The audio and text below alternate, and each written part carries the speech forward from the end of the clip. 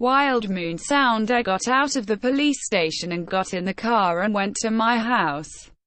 Selik was a forest city and I was born in this city. I knew all the people of the city. The order and security of the city was acceptable to the people with their cooperation. However, the city was surrounded by an aura of rumors and legends. I drove slowly in a police car. I always had a sniper rifle, a shotgun and an assault rifle in my car. From time to time, people were attacked from inside the forest. According to my authority from the government, I allowed people to carry weapons, but all those who had or bought weapons had to register them at the police station. Some were able to save themselves with the help of weapons. I tracked down the assailant, but I could not reach them. I had placed iron traps with bait around the ground of my house. Maybe I can catch one of those creatures. I got out of the car inside the yard. I looked around, but I did not feel anything. I entered the house. After making Nescafe, I sat on a rocking chair by the window and put my gun on my leg. The moon was full. There was a knock and then a howl. I put my drink on the table and went to the window. I looked around and left the house. I listened carefully to find out which of the traps he was trapped in. I finally found it. A wolf was trapped. When he saw me, he showed his teeth. I said, "This is of no use to you. Keep doing whatever you want. With this weapon I can shoot a bullet in the head or your body.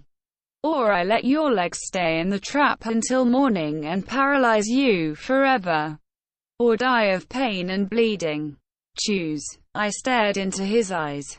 After a while, he calmed down. I went forward. I put the head of the gun on the ground while facing it. Exclamation mark. I said, "Have a little patience, I will release you. You are not what I want." I trapped both my hands on the edge of the serrated blades and untied them. The wolf pulled his leg out and limped a little. I took a cloth out of my pocket and said, "Let me close your wound. There is a lot of bleeding." I wrapped the cloth around the wound. I re-prepared a trap and headed home. The wolf was standing there watching me. A feeling alerted me. I got ready to shoot the gun. I looked back. The wolf was still there, but there was no danger from him. I said to myself, tonight does not want to pass in peace. This from this wolf, and now this damn feeling. There was a roar. The wolf was not in place. He was stuck in a corner with something. I ran that way. Another wolf. I pointed at him. I should not have made a mistake. I fired. There was a howl. Suddenly a wounded wolf attacked me. I wanted to shoot, which upset my balance something. The wolf was involved with another creature. I was about to shoot when something caught my eye. She was wearing a long white women's dress. I said, "Did you finally show yourself?" I had to catch him alive. I shot him in the leg. She rolled on the ground and remained motionless.